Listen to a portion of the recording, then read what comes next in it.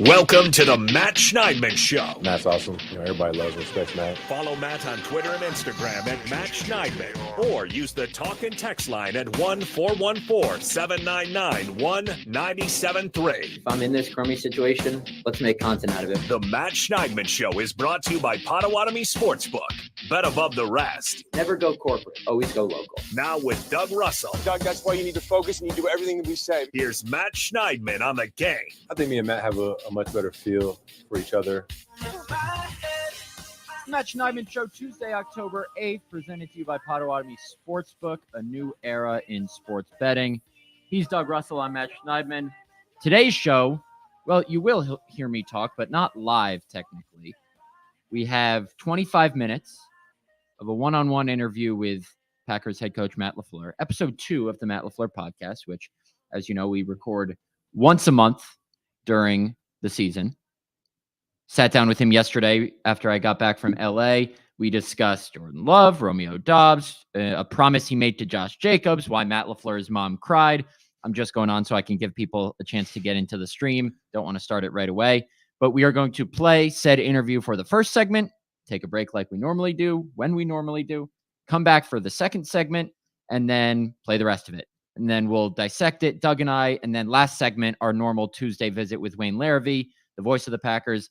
A little bit shorter than normal, but we wanted to play the interview in its entirety for you to start the show. So sat down with Matt yesterday after his weekly Monday press conference.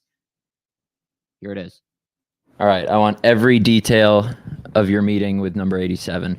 No, but, I know you just said we just came out of your Monday press conference. You would be the guy. No, I respect you want to keep it private, but let me ask this.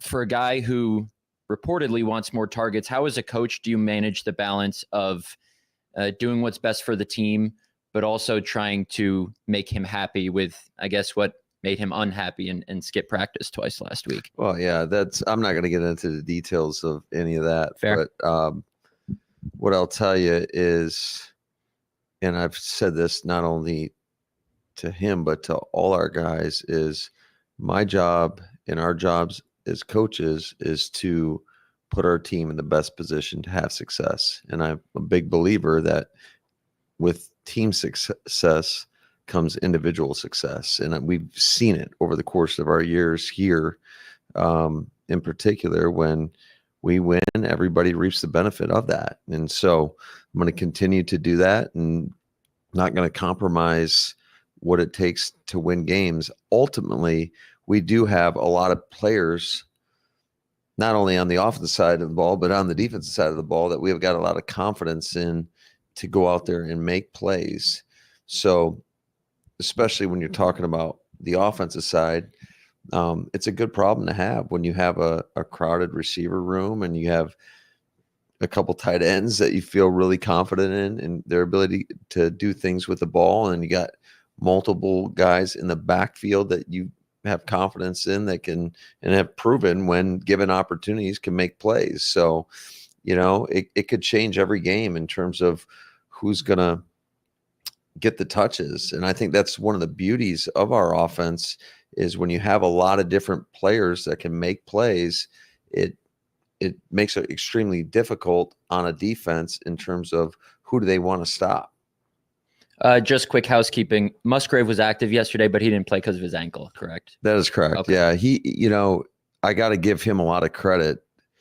Not practicing all week, just really was kind of fighting through it. And we had him up in case of emergency.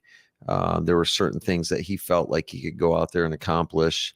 But ultimately we didn't want to risk him if we didn't need to risk him. And so he definitely took one for the team in that regard, just being available for us in the case of emergency.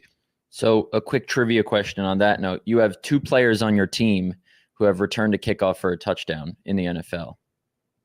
One's obvious. Keyshawn Nixon. Who's the other one? Is returned a kickoff? Returned a kickoff for a touchdown in the NFL. And the hint is that I asked that question right after the answer you just gave about your tight end situation yesterday. Can you? Oh yeah. Why are you ruining it? Yes. It's Beck. That was Jason Wallers. Yes. Andrew Just Beck. ruining the interview. We talked about this. No, but we did talk about this probably a month ago or whenever we got him, about how he returned one. And he wasn't kick last year. Yeah, he wasn't supposed to field the ball, but he took it to the house. So they told him never to do it again or something like that. So I now realize why he was active yesterday, to maybe take some of those snaps. Maybe. Yeah, and he's done a good job. But just coming from a similar system in Houston, being with Hackett in Denver, so a lot of the terminology has been the same. Just done a nice job kind of integrating himself into the team, and then just we got a confidence in him that when given an opportunity, he's going to go out there and be able to execute. So 5 games into the season, you've had 2 long road trips, Brazil, LA, boatload of injuries. Your starting quarterback missed 2 games. How do you feel sitting at 3-2 through 5 weeks? Never satisfied. Okay. That's all. I think that's probably every team in the league, unless even when you're perfect, you're not, like the margin for error in this league is I was talking about it with the guys the other day. It's a coin flip going into these games, like who's going to win. And you just got to make sure that you put yourself in the best position possible and try to avoid the critical unforced errors. And until we clean up all of those, I don't think I'll ever be satisfied. The joke going around on social media right now is that Jordan's a good mix between Brett Favre and Aaron Rodgers, because he's not too reckless, but not too conservative. It's tough to, evaluate him big picture through 5 games, obviously, because he's been injured. But how would you evaluate his play, given that he has dealt with the injury? Is it unfair to maybe compare what he does first 5 games and then the rest of this season to the second half of last year? Because I think a lot of people say, okay, he's got to keep up that level of play because he's paid like it now. What do you just think of the way he started and then what he's done the last 2 games? Yeah, I think it's a process. Every year is a new year, and you can't base anything on what has been previously done. I mean, you got to earn it each and every week. But what I like is that he looks much more confident, much more comfortable. Certainly had the bad miscue backed up in our own end zone, which we did not block the protection the right way. I mean, we had a free hitter. I was going to ask, is that guy supposed to be free off the edge? No, absolutely not. It was a good look by the Rams, an unscouted look that we haven't gotten to that protection. The idea was to try to move the pocket a little bit. They were having some success with some of their pick games inside, getting to the quarterback. We wanted to move the pocket, try to get him off the spot. But when there's a free hitter off the backside, which he obviously wasn't anticipating, I think it caught him off guard, and he tried to get rid of the ball, which naturally you're going to do. You don't want to take a safety. So all in all, I don't put that all on him. I mean, it was on me as a play caller and on our coaching staff, all of us collectively, for not kind of putting our players through that look before. Obviously, number one job is to take care of the ball, but I just love how he rebounded from that. And I thought he had a really solid game after that pick. So you're sitting here at 3-2 in large part because of Malik Willis and what he was able to do. And I know you've said, it's hard to comprehend what he was able to do. I want to get into that a little bit. For the layman, for the person who doesn't know everything that went into it, how tough was what Malik did starting that first game on less than 3 weeks? And maybe take us inside how much work really went into it from his perspective, getting ready and doing what he did those 2 weeks. Well, I think the work started, he was here 19, 20 days. Yeah, 19. Prior to that first start. And but we saw it from the day he got here, just how much time he was spending in the building, spending time with Connor Lewis, Sean Mannion, Tom Clements. Everybody was kind of splitting up that time and really pouring into him, and spent a lot of time post-practice working on new techniques and fundamentals. But that is a hard transition, no matter if there is common concepts or common language amongst any offense. There's going to be different techniques that you're going to be taught to utilize. And it's hard to become second nature in anything in less than 3 weeks. So for him to be able to not only come in and digest the plays, but utilize the specific techniques that we're looking for from that position, I thought was pretty remarkable. He really seemed to, and I'm not looking at my phone for text. I'm looking at it because I wrote down the topics I wanted to cover. He seemed to kind of earn the respect of the locker room pretty quickly. How important was that to kind of get guys to rally behind him? Because we knew going in, he wasn't going to throw the ball 35, 50 times like Jordan has at times. How much was the buy-in from the other guys to him that you saw, and how important was that for those 2 weeks? Well, Matt, we're never trying to throw the ball 50 times. Well, it was 54, so yeah, I know. 50 is reasonable. 54 is too many. We're right. No, I think it's just, first of all, he is a great person. I think he's just got great character, and I think that's pretty evident when you just sit around him for 2 minutes. His first impression, he's just got a great mentality, a great energy about him. And I think when you see a guy that's like that, that's very likable, and you watch how they prepare and coming in here, and then he was making plays on top of that, the guys naturally rallied around him. Steno puts together the run plan, correct? For every Absolutely. week. Yeah. Steno and a lot of our other coaches Right, as yeah. well. You know, Buckus is in there, John Dunn, Ben Sermons. I mean, a lot of guys are in there kind of putting that together, but ultimately he is responsible for piecing that whole thing together. Was that the most creative that you've had to get with that in your 6 years here? Yeah, and I think it's continuing to evolve. Mm-hmm. Just some of those creative pieces in terms of utilizing motions, utilizing the receivers in the run game, just giving different looks to try to confuse the defense. I think I loved where our run game's going and where it continues to go. And we've had some success running the football, and I think it's going to get naturally harder and harder and harder because I think people are going to try to take it away from us.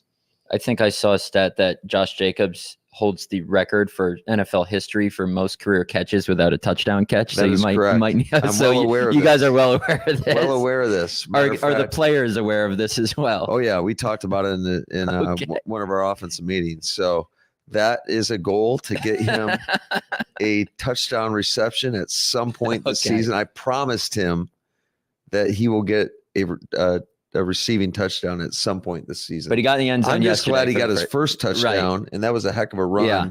You know, I was a 2-yard run, but I mean, he pretty much did that on his own. Coming up next on the Matt LaFleur Podcast. Just lastly, I saw your parents outside your locker room yesterday.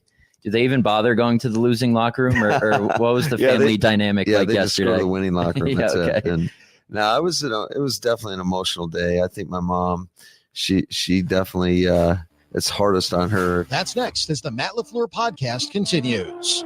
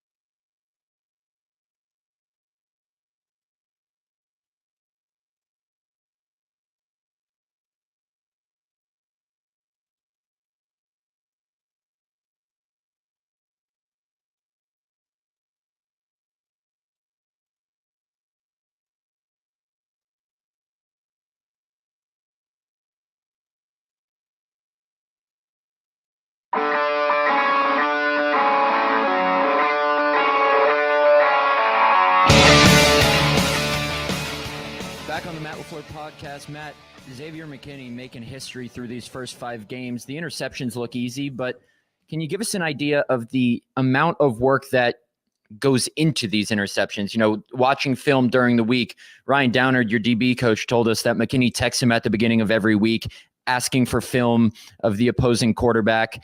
How much work goes into not only the film study throughout the week, what he does before the snap, what he does before the play, how much goes into everything before the plays that he makes that makes it look so easy? A lot of hours. I mean, that is a culmination of all the work you put in from Monday till Sunday.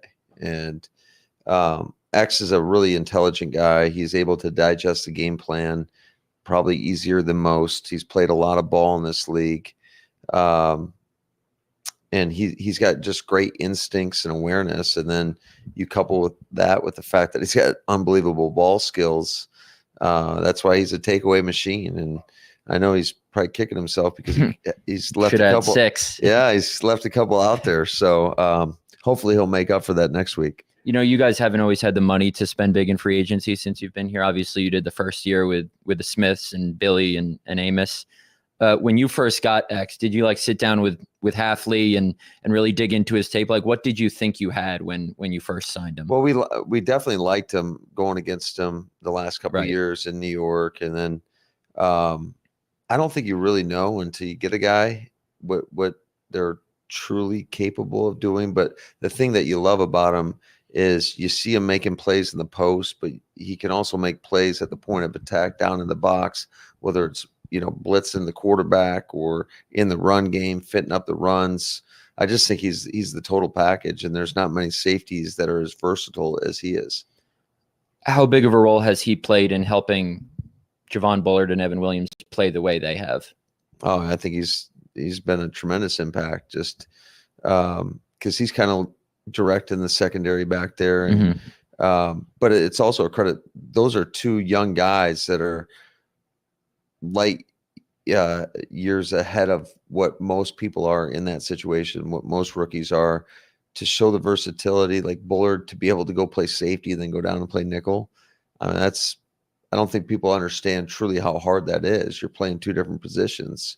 And then Evan Williams was a guy that we've been high on from day one. It's just a crowd again, like some other rooms that we have. It's a crowded room at the safety position. So it's that versatility has really unlocked our ability to put these guys in different positions. And, football, naturally, you're going to have some injuries. It's a great luxury for us to be able to have that ability to move a guy like Keyshawn Nixon, who's done such a great job at the nickel position, move him outside, move Bull inside, and plug Evan Williams in and go out there and play winning football. I think Cooper's snaps have gone up each of the last 3 weeks. And, I remember you saying, I think it was the last day of OTAs, that you had to tease the defensive coaches, are you giving him the script for practice? Because he's reading stuff so well.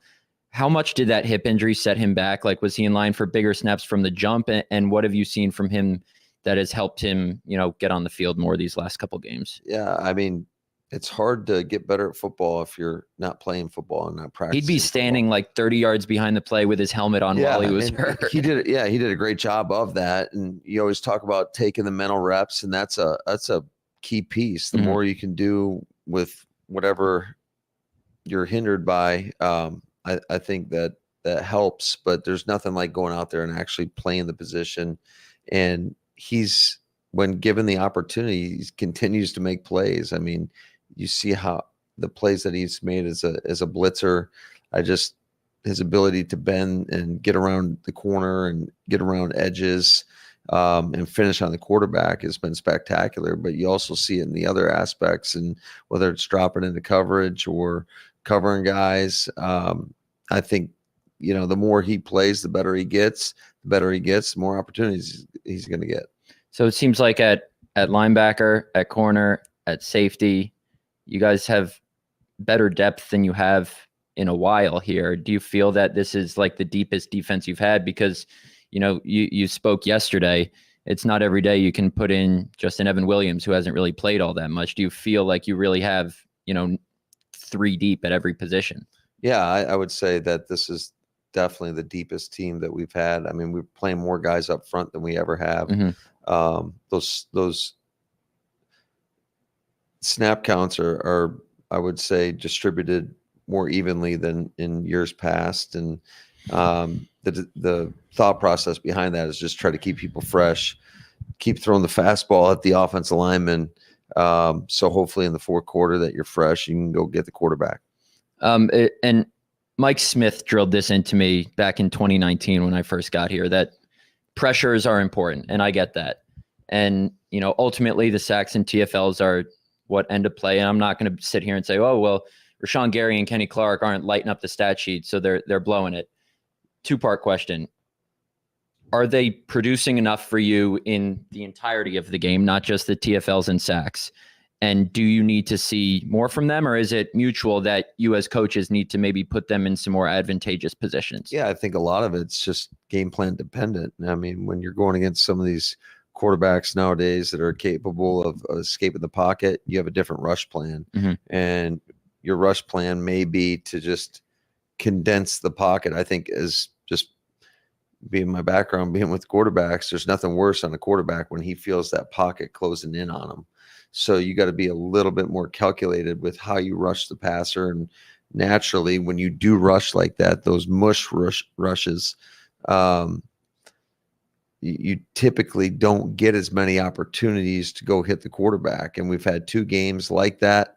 But I also think that teams are doing a pretty good job on first and second downs of trying to mitigate our ability to rush the passer when you're playing the Rams or the Vikings, where they're doing what we call like cell jet, which is a 6-man protection, but they're getting chips on your edges. They're using the back internally.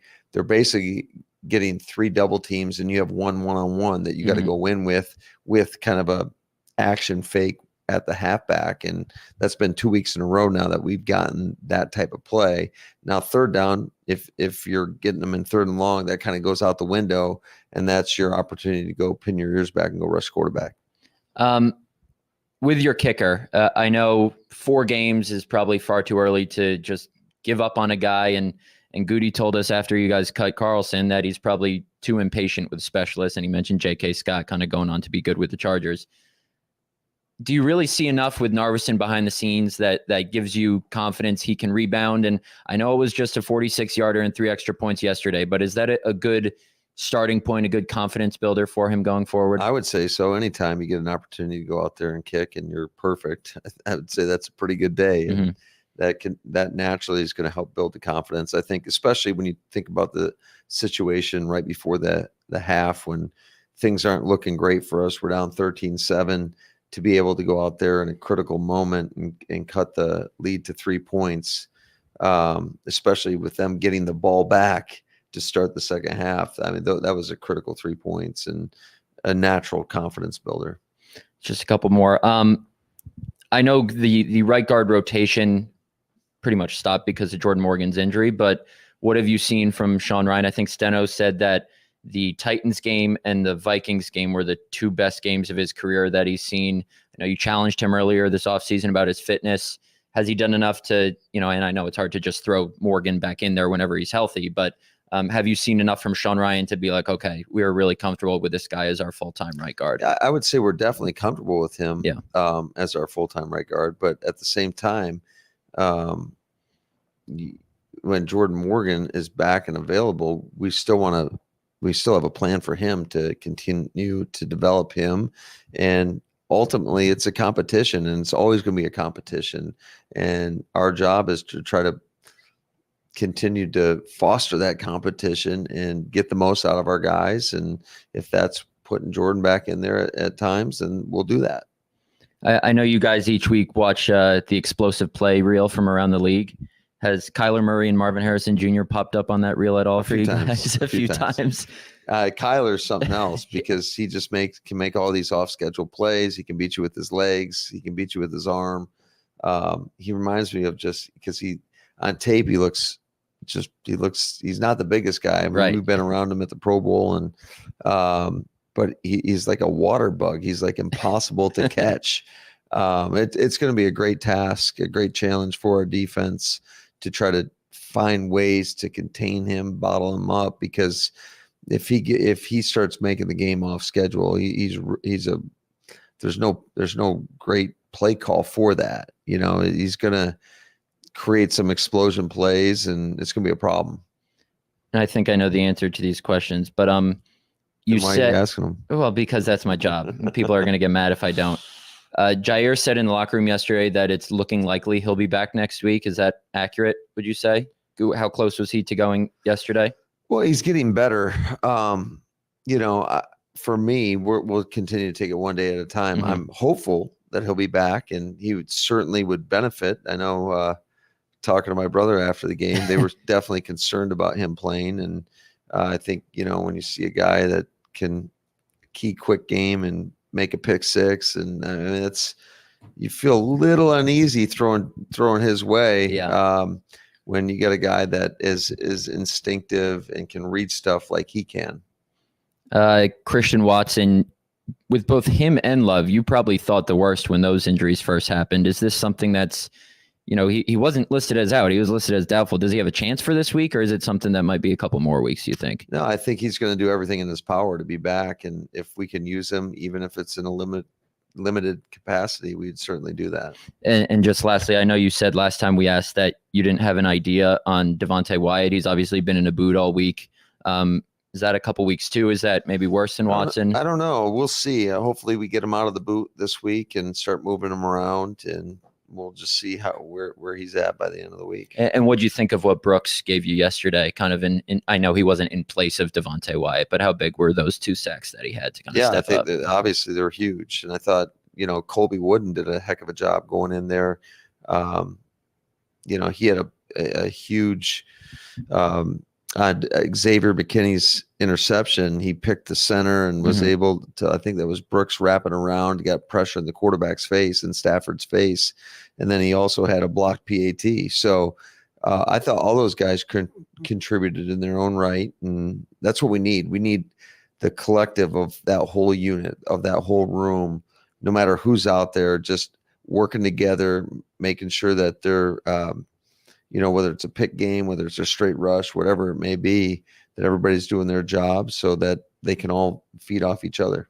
And just lastly, I saw your parents outside your locker room yesterday. Did they even bother going to the losing locker room, or what was the family dynamic like they yesterday? Just go to the winning locker room. That's okay. it. And now it was definitely an emotional day. I think my mom, she definitely, it's hardest on her. If you didn't see her, she was in tears, but no matter who won or who lost, she feels bad for the other person. As a mother will. Yeah. And naturally, and I told her, she's like, I feel so bad for your brother. And I said, I don't. That he was on the team that sent us home, and he got to go to a Super Bowl. But listen, this is a big boy business.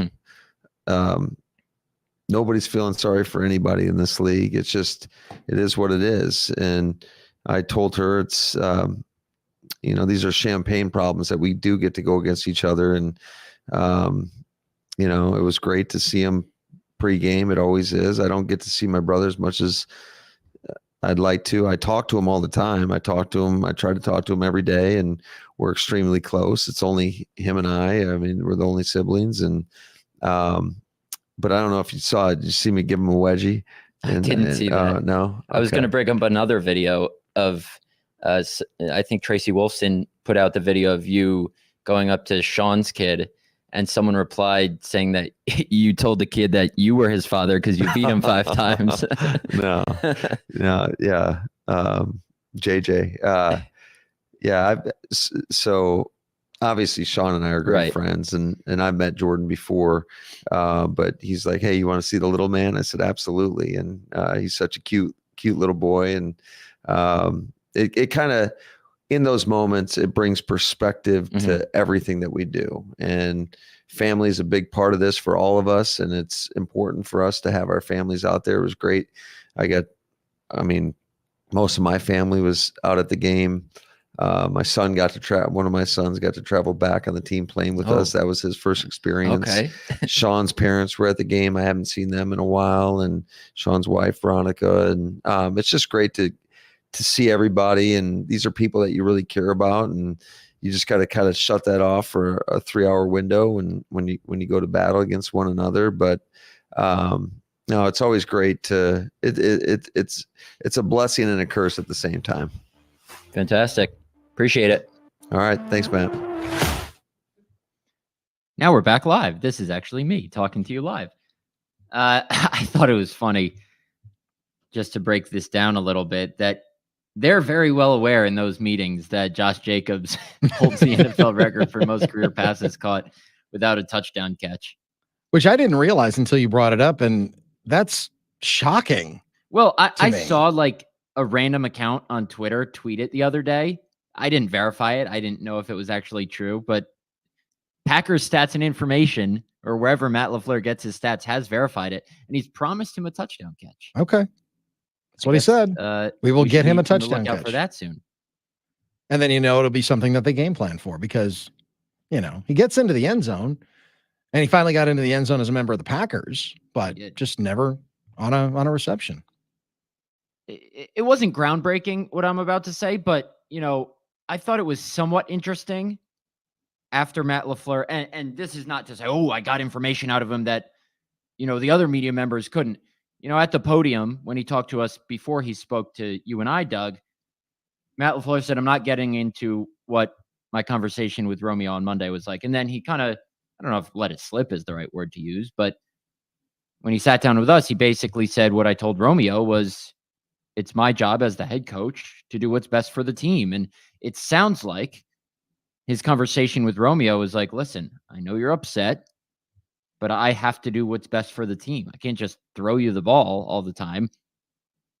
And you heard what he said about with team success comes individual accolades. It's true. And the individual prowess. So it'll be fascinating to see how that situation unfolds. I don't want to say I expect Romeo to talk tomorrow. I hope he does, because that's the story I have planned for tomorrow, assuming he does. I assume he just wants to get it out of the way, or someone from the Packers PR staff will just tell him, get it out of the way so you can put this behind you. You got to talk at some point. So I'll be fascinated to hear what Romeo Doubs has to say when/if he talks, his explanation for why he skipped practice twice, and then how he thinks he has to move forward with the Packers. I'll be interested to hear what Jordan Love has to say about, does Romeo have to earn the guy's trust back? I talked to John Kuhn on my podcast earlier today with the Brick and the Stick out wherever you get your podcast. And I asked John, if one of your teammates skip practice, does he have to come back and earn the guy's trust? And John said no. Interesting. So I would have thought it would have gone the other way. Yeah, I assume Jordan will say, no, Romeo's my guy. We got to, just get him back on the right page, get him back in here. But I have to imagine some of the guys are like, what the heck, man? We're trying to prepare for a game and you just ditch us? Yeah. And I know a lot of people have talked about, is it mental health? Is it something personal? I still don't know for sure, and I want to make that clear. I don't know. This is just me reading between the lines. But if there was an extra circumstance or something that could maybe excuse his actions, he would have told the Packers that as a justification for skipping practice twice. And they probably would have come down more leniently on him. Maybe they still suspend him and don't take his reasoning, as justification for what he did. But that Brian Gutekunst statement, the wording in there was strong. It was. And there are consequences for actions. And not only does he get suspended for a game, he also misses a game check. So, I mean, that's significant as well. The one thing, just kind of circling back to when, you were talking to John about that earlier. I haven't had a chance to listen to the Brick and the Stick, although I do catch it every week. I'll probably listen to it on the way home. Oh, thanks. No, absolutely. I love that. It's a must listen. That's why I play back a little bit of it on Packers Game Day every week too. So, I am surprised that a retired player would say that. I wouldn't be surprised if all of the players that are currently in the locker room right now would say he's our guy. We love him. He's back, and all that. But sometimes retired players, you get a little bit more truth out of them. That does surprise me a little bit that, there wouldn't be more of an earning back of that trust, because that is a trust that's broken. I mean, these guys spend more time with each other than they do their families, and all the cliches that you hear about how difficult it is when a player retires, when any professional athlete retires, because they're all of a sudden, they say every athlete dies 2 deaths. That's one death that every athlete dies. That first one where they're not in the locker room anymore. And when that brotherhood bond is broken with one of the 53 guys that are in that locker room, I would think that you would have to earn that back, but maybe not. Yeah, and when I mentioned the wording in Brian Gutekunst's statement, I say that because that makes me think it was strictly football. Yeah. Maybe. Because if there's some other family circumstance or Of personal course. thing that made Romeo, angry at work or something, Brian Gutekunst doesn't come down on him as hard as he did Of in course. the wording of that statement. So to me, it seems like it's just football. Even if it is more than that, I doubt Romeo would, unveil that to the media. But we'll see kind of what he has to say. I assume the Packers will just want to put this behind them and move on, and that's fine.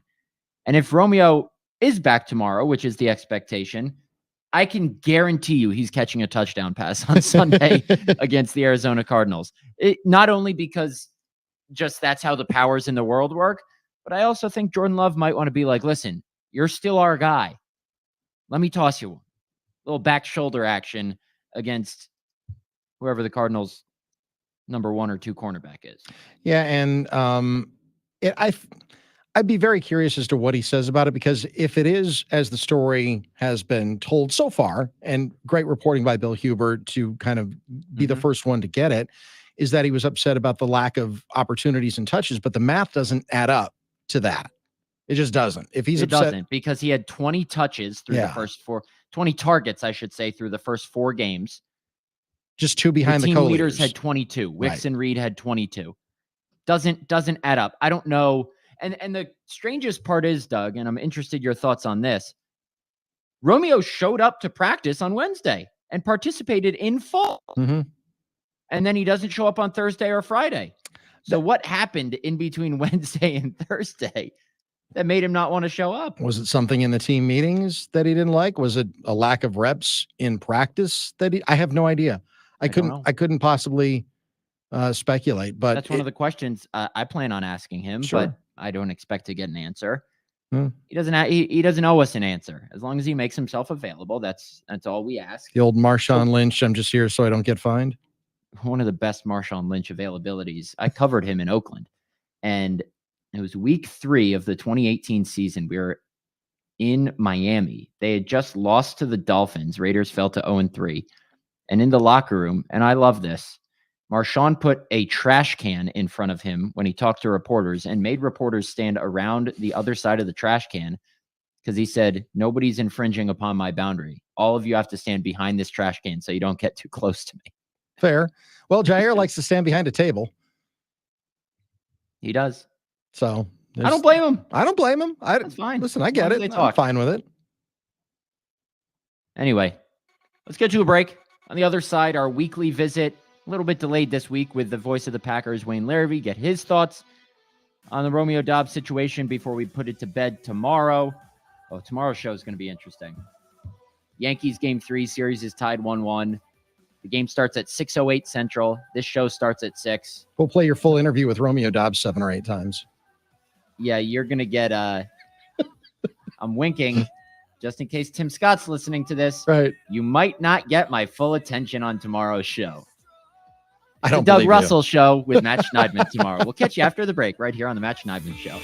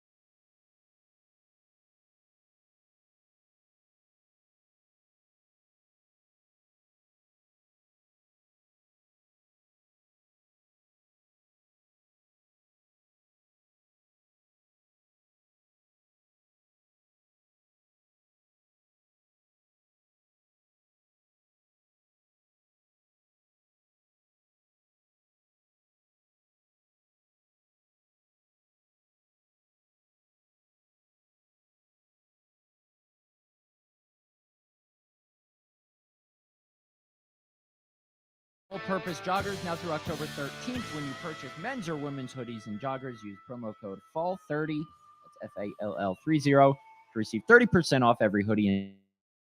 And you'll also get a free Iron Jock travel towel. Go to ironjock.com for details. That's ironjoc.com. We got Wayne Larvey, the voice of the Packers, shorter than we normally do since we played the Matt LaFleur interview earlier in the show. Wayne and I will be stressing out the Yankees later this week, but right now it's all Packers talk. Wayne, I've been asked this question, and I haven't exactly thought it's a reasonable question yet, but I want to ask you. I think the answer is very far away. How far away are we from Packer fans needing to worry about some of Jordan Love's decision-making? Good question. I think we're pretty far away. I'm with you on this one. Hey, has he been as sharp as we saw him at the end of last year? No. But this team is very much in development. You know what I mean? If this were a treatment out in L.A., in Tinseltown, we'd be talking. This team is in development. This project is in development. They're not even close to where they hopefully will go. But Jordan Love is in the same boat. Kind of an up and down, haphazard type of season with the injury, laying out 2 days, comes back. He's got in his last 2 games over 600 yards passing, 6 touchdowns, 4 interceptions. Kind of a mixed bag, like the whole team is. The Cardinals are coming off a really impressive win at the 49ers, 24-23, I believe the final score was. They're 2-3, but they're a scrappy little team. Almost beat the Bills earlier this year. I think that was week 1. What are your early impressions of this Arizona team that's coming to Green Bay on Sunday? Yeah, Kyler Murray's extremely dangerous. Again, one of these dual threat quarterbacks. And again, Jeff Hafley talked about it earlier this year. When you go up against Jalen Hurts or Jalen Daniels, then you're talking about you've got to rush a certain way. This is that guy. I think he's more dangerous with his legs than those other 2 quarterbacks. And he's a pretty good passer, but he's been a little inconsistent in the passing game. He's been devastating in the running game. He had a 50-yard run against the 49ers. So this is something to worry about. The other thing is James Conner. James Conner is one of the grinded out kind of backs. When I think of James Conner, Jacobs has more explosiveness to him, his game, but Conner runs the same way. Power type of punishing running back. With the Romeo Doubs situation, I don't want to exhaust it too much because there's only so much that we know, but without knowing exactly what's going on inside that locker room, do you think it'll be easy for him to just rejoin the team? Man, I would think so. Just because I think it's that kind of locker room. And I think that just the chemistry of those guys, they're all in the same boat together, about the same age. And do we know everything about why he decided to take a leave from practice and ultimately was suspended for the game? I don't know if we know everything. I think we know a part of the story, but there must be something else there because this player, as Larry McCarron said during the pregame the other day, much more eloquently than I can, this player's never shown that me first, tendency. We've never seen that with this kid. So I don't know if there's something else going on or whatever, but I don't think it's just how many targets am I getting, how many catches am I getting. I'd be surprised if that's all it was. Yeah, my point was, and I said this earlier in the show, is that if there was something personal, family-wise, and I don't want to speculate on what's going on in a guy's life outside the walls at 1265, but you would think he would explain that to Goody, to LaFleur, when they kind of questioned him on why he skipped practice for 2 days. And if it was... Well, and maybe...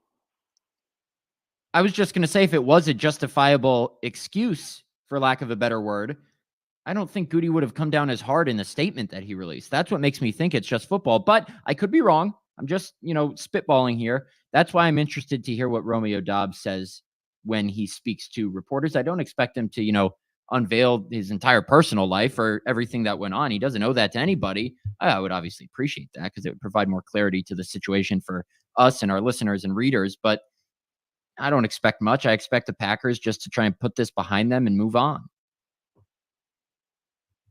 I think that's what everybody'd like to do. And, it's an isolated incident, as Matt LaFleur said, and, you deal with it, you address it, and you go on. I really think, Matt, though, from the chemistry of the locker room, I could be totally wrong on this, but those guys seem to hang together well. And I don't know. I don't think it's going to be a disruptive thing in the long run. Can Xavier McKinney be better than Nick Collins in Green Bay, Wayne? Yes. Nick was great, and he was heading toward a Hall of Fame career, but it was cut short. I mean, very short with that neck injury in 2011. But this, McKinney's on a Charles Woodson type of projection. And I know Woodson was a cornerback on the Packers Super Bowl team, but he also played safety later in his career in Green Bay and was just as effective. So McKinney is making plays kind of like what Woodson used to do. That's a pretty lofty comparison right there.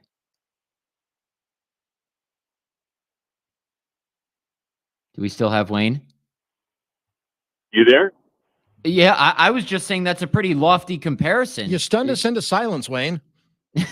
I was stunned. I was hoping for, 5 interceptions in 5 games is something else, but Charles Woodson is on another level. And the early returns are that Xavier McKinney's not only been great on the field, but off it too. And Woodson kind of had that aura in the locker room, and I think McKinney does as well. So we will see where he goes from this, early rampage that he's on. Matt LaFleur, something that he told me when we sat down yesterday, is he thinks this is the deepest team that he has had in Green Bay. Wayne, what do you think of some of the contributions of guys like Evan Williams, Edgerrin Cooper, Carl Brooks yesterday, Emmanuel Wilson? I know they're 3-2 and there's plenty of season left, and who knows, they might not even make the playoffs, but they have weathered the storm with some of these key injuries early in the season rather well because of how Brian Gutekunst has stocked this roster. Yeah, and Matt, 2 of their top picks aren't even playing right now. Both of those guys are on the offensive side of the football.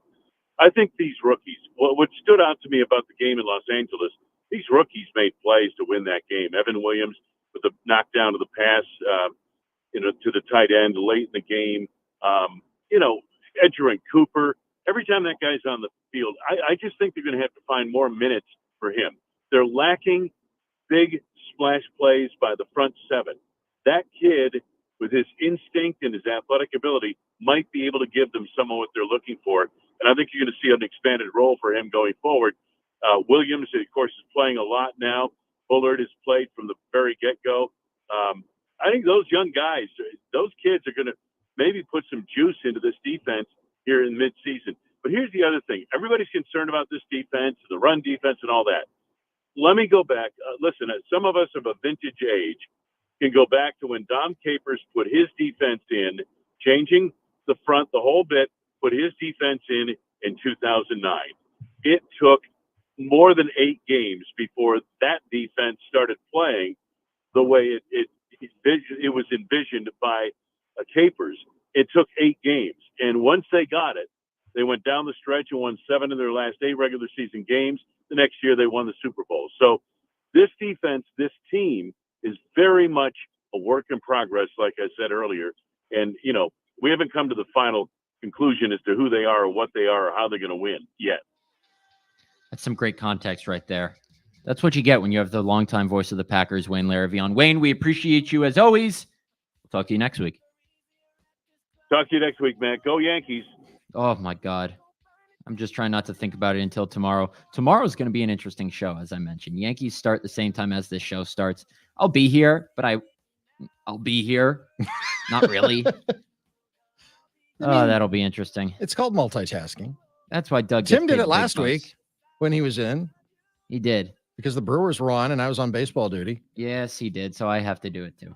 Anyway, we'll be back tomorrow, 6 p.m. Central Time, as we are every day. Check out Matt LaFleur Podcast, available in podcast form wherever you get your podcasts after it aired first on the show today. He's Doug Russell. I'm Matt Schneidman. We'll talk to you tomorrow.